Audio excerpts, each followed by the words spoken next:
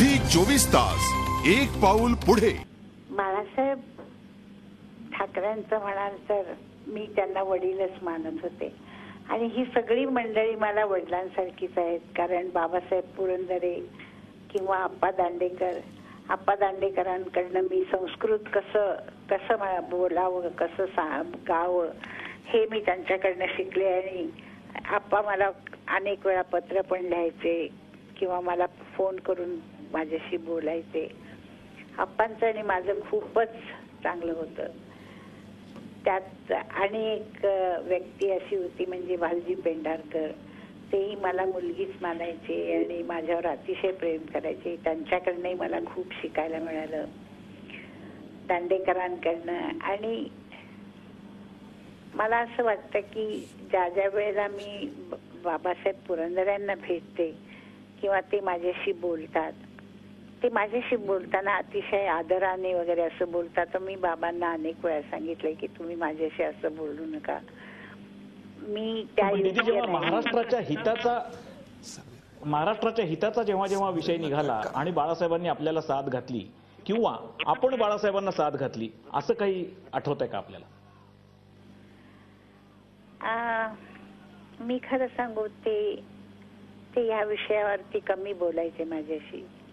इतर गोष्टी जास्त बोलायचे आणि ते खरा हिंदू होता. म्हणजे त्यांच्यामध्ये दुसरं काही नव्हतं. अगदी पायापासून डोक्यापर्यंत एक हिंदू म्हणजे एखादा देव असावा तसं मला वाटायचं.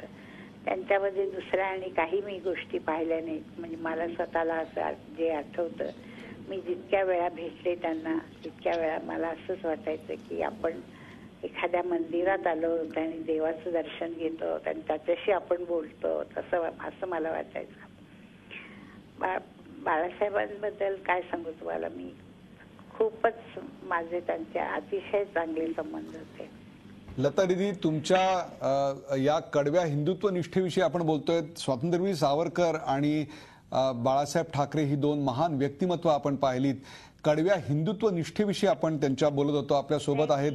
मी फार म्हणजे तशी दुर्दैवी आहे की मी वीर सावरकरांना जेव्हा भेटले तेव्हा ते अतिशय आजारी होते आणि त्यांच्या घरी राहत होते. तिथं मी रोज जायचे त्यांच्यासाठी. मी अनेक वेळा माझी आई वगैरे जेवण करून घेऊन जायचे. त्यांना अमुक गोष्ट आवडते. कारण मी तात्यांना जे भेटले होते ते माझे वडील असताना, म्हणजे माझं वय त्यावेळेला हार्डली मी 7-8 वर्षाची असेल एखाद्या वेळेस. आणि तुम्हाला सांगते की त्यांनी हरिजन वस्तीमध्ये सांगलीला जेवण ठेवलं होतं आणि त्या जेवणाला माझे वडील मला सांगायचे, तू हे सगळं शिकलं पाहिजे, चल माझ्या बरोबर. आणि आई माझी जरा हे करायची, कुठं घेऊन जाताय, कशाला नेताय. पण मला अजून आठवतं की मी तात्या आणि माझे वडील आम्ही सगळे त्या लोकांच्या पंक्तीला बसलो होतो, खाली बसून आम्ही जेवलो होतो. हे मला आठवतं. तात्यांबद्दल काही बोलायची सोय नाही, म्हणजे ते फार मोठं प्रकरण होतं. पण तात्यांचा जो मी त्यावेळेला त्यांना भेटले नाही आणि अगदी शेवटच्या त्यांच्या टप्प्यात माझी त्यांची गाठ पडली. बोला लतादीदी, आपण कधी बाळासाहेबांचं भाषण स्वतः त्या सभेतला थरार ऐकलाय, पाहिलाय, अनुभवलाय? हो, मी पाहिलेलं आहे. म्हणजे तसा मी तिथं जाऊन पाहायचं मला हे मिळालं नाही, पण मी अनेक वेळा म्हणजे मला ते थोडंसं पाहायला मिळालेलं आहे. आपल्या सोबत सुधीर गाडगीळ आहेत. सुधीर गाडगीळ यांना आपल्याला काही बोलतं करायचंय. बोला सुधीरजी. दीदी, एकच गोष्ट विचारायची आहे. आपल्याला आठवत असेल तर अवघ्या 7 महिन्यापूर्वी 24 एप्रिल 2012ला मला वाटतं तो बाळासाहेबांच्या आयुष्यातला शेवटचा सार्वजनिक असा व्यासपीठावरचा कार्यक्रम असेल. त्यावेळेला बाबांच्या पुण्यतिथीच्या निमित्तानं ते आलेले होते आणि आल्या ते खूप भरभरून हसत तुमच्या जवळ आले आणि नंतर स्टेज बाजूच्या खोलीमध्ये तुम्हाला घेऊन गेले आणि बराच वेळ हास्यकल्लोळ चाललेला होता. ते बाबांविषयी भरभरून बोलत होते. काय नेमकी त्या आत्मीयतेनं आपल्याशी चर्चा करत होते बाबांच्या अनुषंगानं? त्या दिवशी मला म्हणाले की अगं मला माहिती नव्हतं की तुझ्या वडिलांना इतका त्रास झाला होता आणि त्यांच्या जवळच्या लोकांनी त्यांना फसवलं आणि त्यांना इतकं वाईट वागवलं आणि तो माणूस इतका सरळ साधा होता हे मला आज कळलं आणि म्हणून मी इथं येण्याच्या आधी मी संबंध तुझ्या वडिलांचं पुस्तक वाचलंय आणि त्या पुस्तकातून मी काही गोष्टी काढल्या आहेत आणि मी गाडगिळांना देणार आहे त्या आणि गाडगीळमध्ये वाचतील कारण मला दम लागतो मला बोलायला त्रास होतो. तर म्हटलं काही हरकत नाही बाळासाहेब तुम्ही नाही बोललात तरी चालेल तुम्ही नुसते आलात तर आम्हाला फार मोठी गोष्ट आहे. मला म्हणे अगं लक्षात ठेव मी फक्त तुझ्यासाठी आणि तुझ्या बाबासाठी आलोय इथं आणि मी आज बोलणार आहे. तुझी काही हरकत आहे का? म्हटलं नाही माझी काही हरकत नाही आहे. तुम्ही वाटेल ते बोला तुम्हाला जे बरं वाटेल ते तुम्ही बोला. मला खात्री आहे तुम्ही काही असं वेडवाकडं विचित्र कधी बोलणार नाही. आणि त्या दिवसाचं भाषण जे झालं ते तुम्हाला माहिती आहे तुम्ही लिहूनच घेतलेलं होतं. हो. आणि चांगलं बोलले मध्ये मध्ये ते स्वतः बोलत होते त्यावेळेला म्हणजे खरोखर बरं वाटत होतं ऐकून ते सगळं.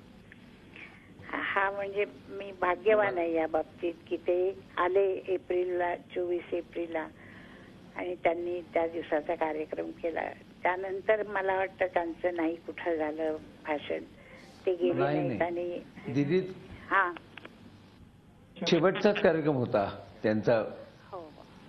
दीदी आणि आपण म्हणताय तसं दीदी आदल्या दिवशी बोलवून त्यांनी बाबांच्या विषयीची असंख्य पुस्तकं संदर्भ ग्रंथ काढले आणि त्यातनं त्यांनी तयारी करून ते भाषण लिहून काढलेलं होतं आणि म्हणाले की हे बरं आहे ना याच्यात काही इतकी ते तुमच्याविषयी आणि बाबांविषयी ते काळजी घेत होते असं जाणवलं.